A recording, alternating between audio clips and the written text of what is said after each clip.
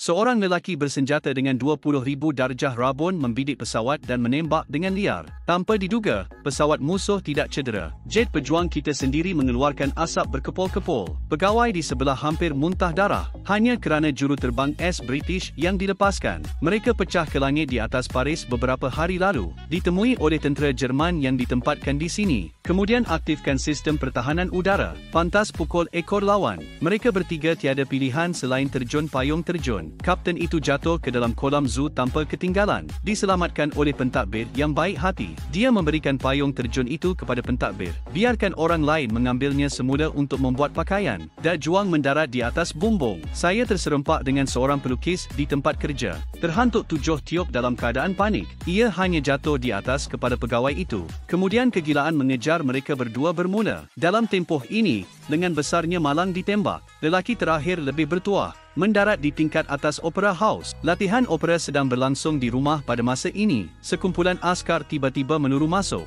Mendakwa bahawa musuh telah menyelinap masuk ke sini. Maka pencarian menyeluruh bermula. Tunggu lelaki tua yang menjadi konduktor itu pulang ke bilik. Lepas tu baru aku jumpa tetamu tak diundang di dalam bilik. Memandangkan pihak yang satu lagi adalah penjenayah yang dikehendaki. Kemudian dia membuat rancangan. Biarlah dia berpura-pura menjadi muridnya. Barulah Jerman ditipu. Selepas itu, Kiao Shuai ingin pergi ke tempat yang dipersetujui untuk bertemu rakan sepasukannya. Tetapi ia tidak sesuai untuk saya muncul. Saya hanya mampu mengamanahkan orang tua itu untuk pergi ke sana. Sisi lain, pelukis dan dajuang melarikan diri ke dalam bilik di dalam bangunan. Nasib baik, saya bertemu seorang wanita cantik untuk membantu saya. Selepas itu barulah dia melarikan diri. Tetapi dajuang cedera dan tidak dapat menyambung. Jadi saya meminta pelukis untuk membantu. Tunggu sehingga anda datang ke bilik air. Kapten bertemu lelaki tua dan pelukis itu. Dengar mereka menyebut kod rahsia untuk sambungan. Barulah berani tampil ke hadapan dan mengenali antara satu sama lain. Kemudian mereka bertiga pantas menyelinap masuk ke dalam bilik persalinan rumah mandian itu.